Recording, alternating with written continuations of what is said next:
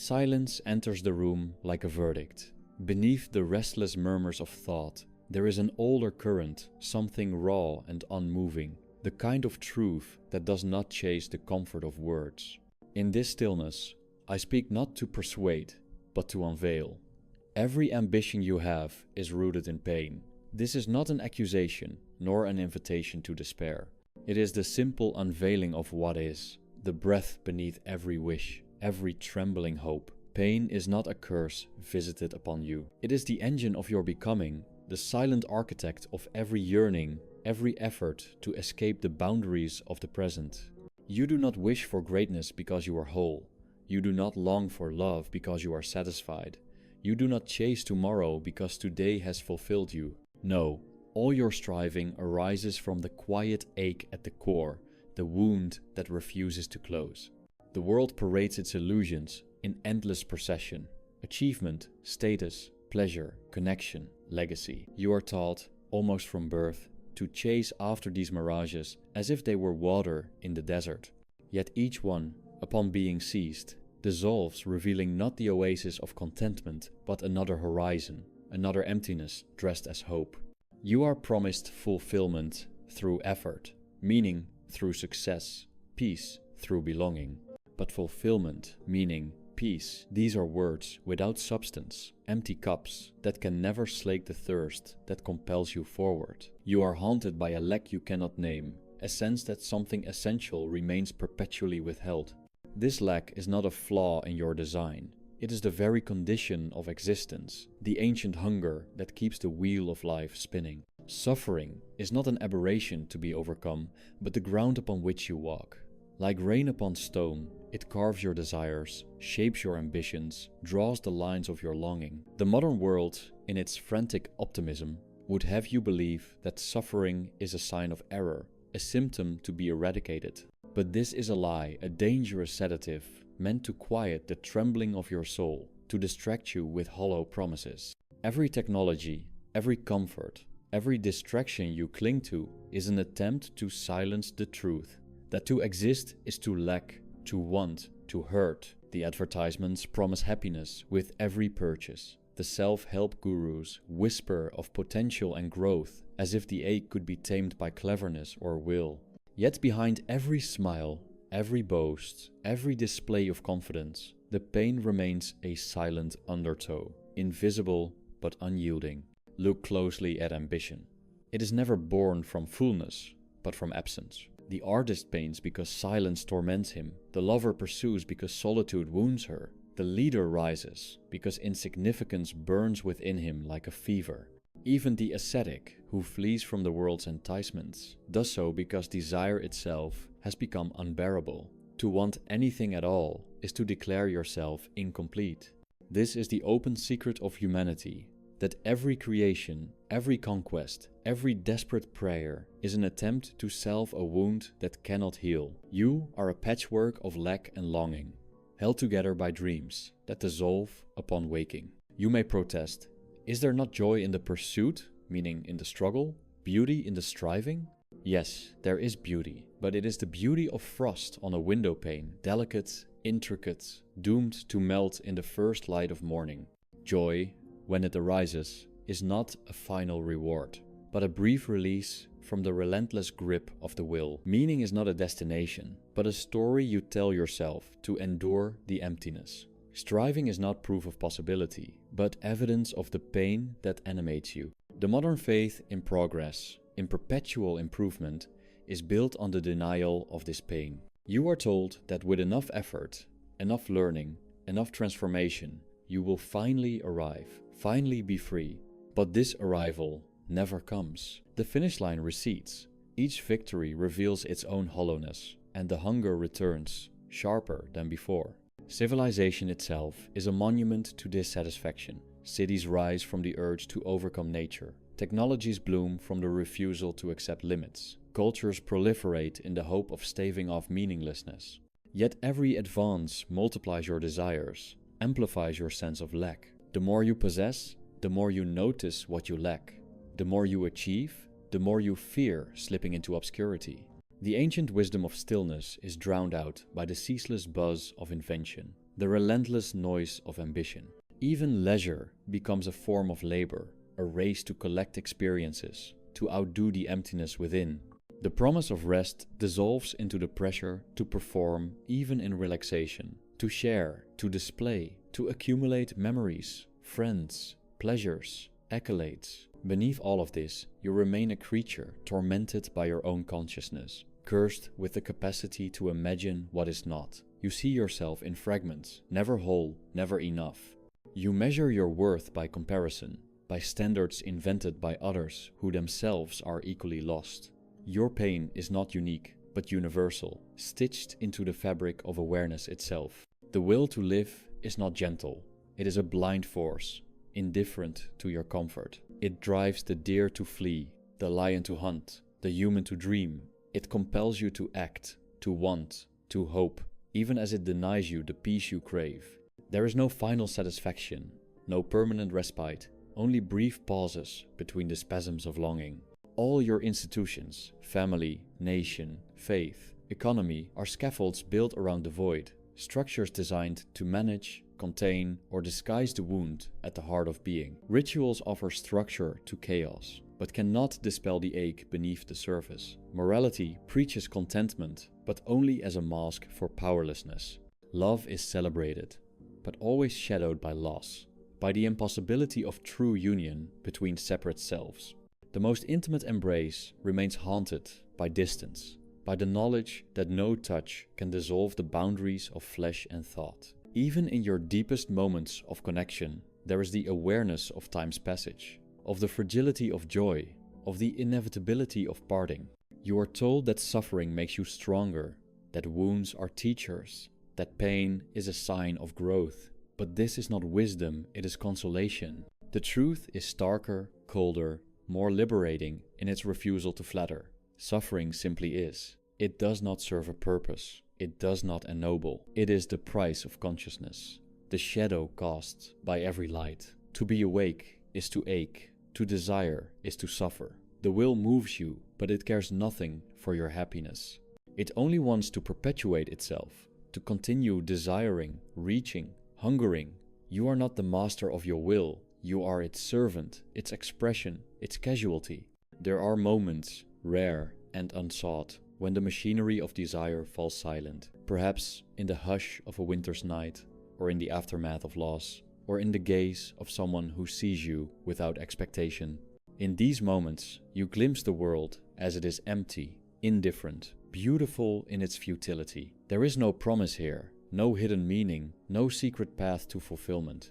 Only the quiet release that comes from ceasing to strive, from surrendering the need to become something other than what you are. This is not resignation nor despair, but the acceptance of your condition, the strange peace that arises when you no longer demand that life answer your longing. Modernity cannot tolerate this silence. Its machinery depends on your dissatisfaction, your perpetual motion. You are encouraged to invent yourself, to market yourself, to curate your existence as if it were a product. The old gods have fallen, but their absence is filled by the cult of self, self-improvement, self-care, self-expression, self-actualization. But the self is not a project, not a treasure to be discovered, or a masterpiece to be crafted. It is a shifting mirage, a knot of memory, desire, and fear. The more you chase it, the more it eludes you. The cult of authenticity promises salvation, but delivers only deeper entanglement, another layer of longing, another echo of pain. This is the irony. In your desperate flight from suffering, you multiply it. In your quest to conquer the will, you only become more enmeshed in its web. Every strategy, every technique, every philosophy that promises to erase pain merely refines your sensitivity to it. You become an expert in disappointment, a connoisseur of your own despair. The wisdom of the ancients lies not in their answers, but in their willingness to face the abyss without blinking, to name the darkness without ornament. To live is to be at war with your own nature. To be conscious is to be estranged from the world. The stories you tell yourself about progress, about redemption, about the arc of history are but dust thrown in the eyes of truth.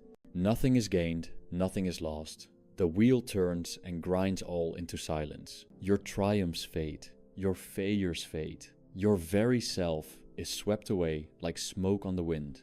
What remains is not your legacy, not your influence, not your fleeting joys, but the vast indifference of the world, the cold beauty of the void.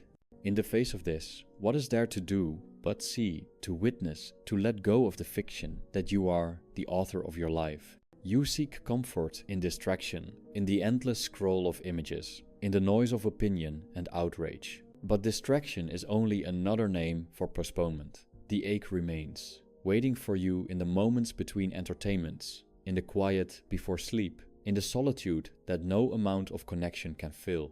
Technology, for all its power, cannot touch the root of suffering. It can only render you more sensitive to your lack, more aware of what others possess, more desperate to acquire what you believe you are missing. The pursuit of happiness is the defining sickness of your age. Happiness is sold as an object, a state to be achieved, a prize to be earned. But happiness is only the briefest cessation of pain, a pause in the machinery of desire. It cannot be possessed, only encountered in passing. To make it your goal is to guarantee its absence. The more you chase it, the more it slips through your fingers, leaving you emptier than before. The wise do not pursue happiness. They cease to demand that the world conform to their wishes. Your suffering is not evidence of failure, but of consciousness. The animal feels pain and flees. The human feels pain and questions, remembers, anticipates, regrets.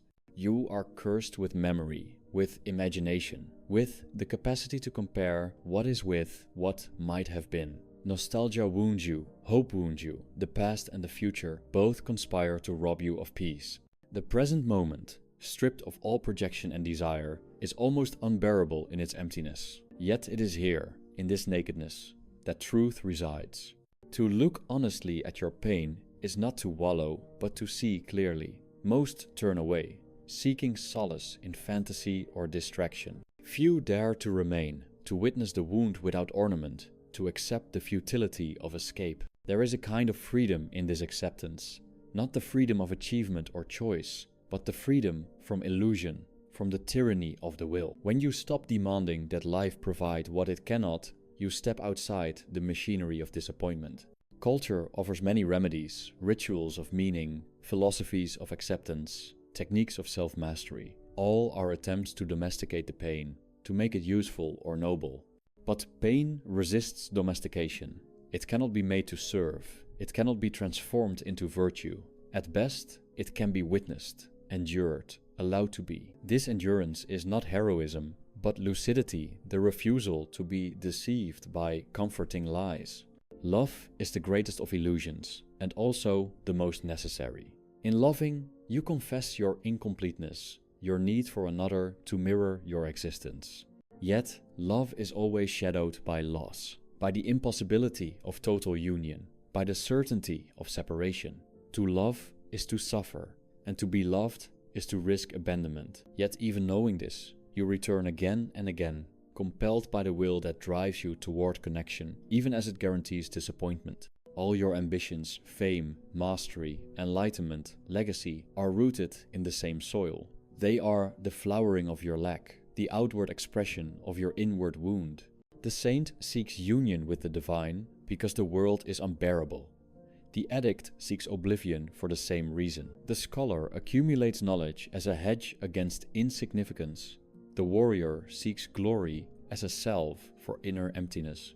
The particulars differ, but the root is the same, the will to escape the pain of being what you are.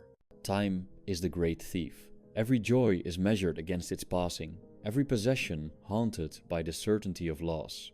You cling to what you love, knowing it will be taken. You pursue what you desire, knowing it will disappoint. This is not a flaw, but the very structure of existence. To live is to lose. To want is to suffer. To possess is to fear. Modern culture is an endless litany of denial. Youth is idolized. Death is hidden. Sorrow is medicalized. Discomfort is pathologized. You are taught to believe that pain is a malfunction, that with enough ingenuity it can be abolished. Yet, beneath the bright surfaces, the old truths remain. Life is suffering, not because you have failed, but because you are alive. No technology, no ideology, no revolution can alter this. The world remains indifferent to your longing, your narrative, your ambition. There is a temptation, in the face of such clarity, to despair. But despair is only the shadow of hope, another movement of the will. To see things as they are is not to give up, but to cease expecting the impossible. When you look into the void and find nothing staring back, you are freed from the burden of becoming. The wheel turns, desire rises and falls, pain comes and goes, and you remain a witness to the play of shadows. The ego, so carefully constructed, so fiercely defended, is revealed as a fragile fiction, a shell protecting the wound at the core. You invest in it, adorn it, parade it before others, hoping to be recognized, validated, made whole. But no amount of recognition can fill the void. No external validation can make you real to yourself. The more you seek to define yourself, the more the boundaries blur. The more you realize that you are not a thing, but a process, a knot of pain and desire, unraveling in time. The wisdom of detachment is not a retreat from life, but an embrace of its reality. To detach is not to stop feeling, but to stop demanding. You still hurt, you still long, but you are no longer enslaved by the illusion that fulfillment is possible. You let the world be as it is, impermanent, indifferent, unfathomable. You let yourself be as you are wounded, incomplete, passing. There is a stillness at the center of all this, a silence that does not comfort, but clarifies. Here, the ambitions fall away, the roles dissolve, the stories end. What remains is not triumph, not peace, but the strange lucidity of being awake in a world that does not answer. Every ambition you have is rooted in pain. To see this is to see yourself not as a hero or a victim, but as a flicker of awareness in the vast, indifferent dark. The candle burns low, shadows gather. The machinery of desire falls silent for a moment. And in that hush, there is no lesson, no promise, no escape, only the cold clarity of truth and the quiet disappearance of longing. The world turns, but every revolution brings you back to the same horizon, the same relentless ache that stains each morning with an unnameable heaviness. You measure your days in tasks and small victories, in the accumulation of moments meant to distract from the question that never leaves you. Why does satisfaction slip away even from the smallest joys? Beneath laughter, beneath every hope that flares for a moment, there is a soft corrosion, a gentle crumbling of meaning. You wake from dreams, and the shape of your longing lingers, unfulfilled.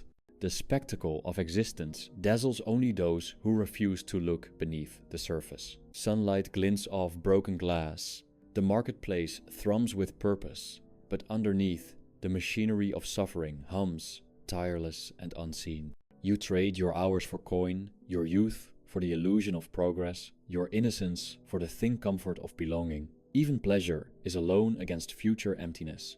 The festival lights burn bright only because the night is so deep. Every ambition, whether clothed in grandeur or humility, is an echo of the primordial pain that dwells at the heart of life. The child's first cry is not of joy, but of deprivation, a protest against the sudden loss of unity, the cruel birth of individuality. To be separate is to suffer. Every gesture toward another is a confession of solitude. Every word a bridge built across an abyss that cannot be crossed. You reach for what is always receding. You yearn for what was never yours. The world feeds you stories of overcoming, of heroes who conquer, of lovers who merge, of seekers who arrive. Yet the stories never linger in the aftermath, in the emptiness that follows every triumph, the silence that gathers after the applause. All striving is predicated on the illusion of arrival. You are promised a destination, but what you find is only the endless unfolding of need, the repetition of desire in ever more elaborate forms. Pain is a patient teacher, but not a kind one. It strips away your defenses, exposing the raw nerve of your longing. It does not instruct you toward hope, but toward surrender, the letting go of the fantasy that anything outside yourself can grant peace. The modern mind, addicted to distraction, rebels against this truth. You surround yourself with noise, with tasks, with the ceaseless demand for novelty. But the pain waits, undiminished, in the quiet that follows. There is no final conquest, only a series of postponements. Detachment is not withdrawal from the world, but the refusal to be deceived by its promises. It is the clarity that arises when you stop insisting that life owes you comfort or meaning. You still move through the days, still answer the call of necessity, but your heart no longer leans forward into the future. You release your grip on the narrative, the endless rewriting of your story in search of justification or redemption. You see that suffering is not a riddle to be solved, but a presence to be endured, like the slow erosion of stone by water. Every relationship, every affection is shadowed by impermanence. You hold another's hand, but the warmth is already fading. You look into their eyes and glimpse, for a moment, the hope of understanding, but it passes, and the distances remain. Love promises fusion, but delivers only moments of nearness, always bracketed by loss. To love is to recognize the other's suffering, to see your own longing reflected and magnified. The ache deepens, becomes shared, but not healed. The will, that blind force at the center of all things, is tireless in its demands. It creates the spectacle of life, the endless parade of forms, the ceaseless striving for something other, something more. It is never satisfied, never at rest. You mistake its momentum for your own purpose, its hunger for your own ambition. The more you obey it, the more entangled you become in the web of suffering. To resist the will is impossible. To outwit it, absurd. Only by seeing through its illusions do you find a measure of release, not freedom, but lucidity. Modernity flatters you with the illusion of control, the myth that suffering can be engineered away. You are told that happiness is a choice, that success is a matter of attitude, that pain is a failure of technique. These are the soft lies that soothe you into compliance, that keep you chasing shadows in a maze of mirrors. Beneath the veneer of progress, the same old ache persists, unaltered by the gadgets and therapies that promise so much. The soul remains restless, untouched by convenience. To witness the world without illusion is not to reject beauty, but to see its fragility, its dependence on suffering for contrast. The blossom is precious because it fades. The music is moving because it ends. The warmth of touch is meaningful because it cannot last. Joy is not the opposite of pain, but its companion, defined by the sharpness of its absence. You cannot have one without the other, and to wish for perpetual happiness is to wish for numbness, for the absence of life itself. In the depth of night, when distraction recedes and the self is stripped bare, you come face to face with the truth that cannot be spoken. There is no answer, no final escape. The ache is not a problem to be solved, but a reality to be lived. Every attempt to transcend it is another turn of the wheel, another iteration of the same old story. The wise do not seek escape, but clarity, the quiet courage to endure what must be endured, to witness what cannot be changed. You are not alone in your suffering, though solitude defines your experience. Every face you see bears the same trace of longing, the same secret wound. The world is a congregation of the wounded, each trying in their own way to mask or alleviate the pain of separation. Some seek power, others seek oblivion. Some chase pleasure, others pursue meaning. All are animated by the same blind force, the same refusal to accept the emptiness at the core. To live without illusion is not to live without feeling, but to see feeling as it is, fleeting, unreliable, always conditioned by circumstance. You watch the play of emotion, like weather now a storm, now a calm, now a suffocating heat. You do not cling to joy, nor do you flee from sorrow. Both arise and pass, indifferent to your will. The self, so cherished and defended, is nothing but a point of awareness in this endless flux, a temporary eddy in the stream. Death is the great clarifier, the event that renders all ambitions moot, all achievements dust. To remember, death is not morbid, but honest. It dissolves the pretense of importance, the fever of striving. In the shadow of mortality, the world is stripped of its pretenses, its frantic claims on your attention. What remains is the bare fact of being, the quiet ache of existence, the impossibility of holding on to anything. To live in this awareness is to live without armor. Yet, even in the face of oblivion, the will persists, whispering its demands, conjuring new dreams, new projects, new reasons to continue. It is not deterred by futility. If anything, it is energized by resistance. You become the stage upon which this ancient drama unfolds, a witness to the spectacle of striving and surrender. You may mourn the loss of illusion, but there is a strange comfort in knowing that nothing is required of you, that you are free from the tyranny of purpose. In the silent places of the soul, when the noise of ambition fades, there is only the slow turning of the world, the endless ebb and flow of pain and relief, longing and resignation. Here you find not peace, but stillness, not the absence of suffering, but the absence of the need to escape it. You see that every ambition you have is rooted in pain, and in this seeing, something softens, something lets go. The candle burns lower, the shadows lengthen, there is nothing left to seek, nothing left to prove, only the truth remains, silent and unmoving, like the sky after rain. The world lies veiled in twilight, every object softened at the edges, as if the sharpness of longing has been blunted by exhaustion. You linger at the threshold, where striving falters and words no longer offer refuge. The room breathes with your solitude, each moment lengthening into stillness. The fever of hope has faded, and in its place there is the hollow hush of realization. You have not failed to find what you sought. What you sought was never there to be found. The horizon retreats with every step. The hands you reach for dissolve into air. The will, that silent tyrant, exhausts itself in circles. Ambition collapses into silence. The heart, stripped of its defenses, finds no doctrine to shield it from the simplicity of pain. Every lesson the world once whispered of meaning, of redemption, of happiness, proves itself a mask for what is. There is no narrative here, no grand reconciliation, only the unvarnished ache of existence. Every joy you remember is shadowed by loss. Every embrace is bordered by parting. Even memory itself becomes a burden, each image sharpened by absence.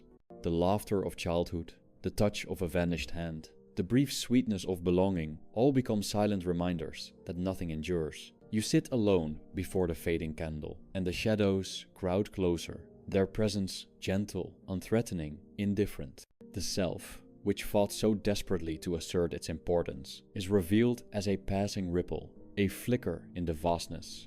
How insubstantial all fears and wishes become, how weightless the treasures of reputation and legacy. What you once called your life, your story, is now understood as a series of tremors, pain seeking relief, longing seeking oblivion, the will seeking its own dissolution. Outside, the world continues. Footsteps echo on empty streets, distant windows burn with brief, private sorrows. The wind moves without purpose.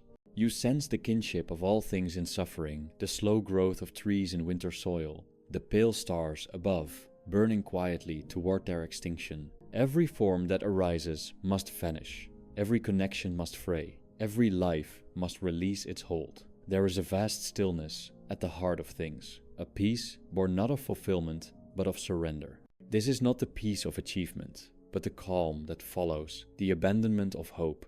No one comes to rescue you from the solitude at the center of your being. No philosophy, no art, no love can finally erase the ache that is your companion. This is the hidden mercy of suffering. It strips away illusion, gently but relentlessly, until nothing remains but the bare truth of presence. The world no longer demands that you chase its shadows. The will no longer torments you with its empty promises. What remains is this breath, this moment, unadorned and silent. The weight of existence presses down, yet it is no longer unbearable. In the absence of striving, there is a lightness, a quiet acceptance. You are not reconciled with life, but you are no longer at war with it. The pain persists, but the struggle to make sense of it has ended. There is nothing left to defend, nothing left to justify. You dissolve into the flow of things, a ripple in the stream, a pattern in the dust. The candle's flame wavers, diminished and pure. In its last flicker, you glimpse the world as it is, beautiful in its indifference, silent in its majesty, unmarked by your longing. Every ambition you have is rooted in pain, every movement of the will an echo of absence. To see this clearly is to stand at the edge of the world and feel, at last, the hush of eternity gather around you. No voice calls you onward, no promise tempts you back. You let go, the light vanishes, and in the final stillness, the self dissolves, leaving only the strange, tender clarity of nothingness.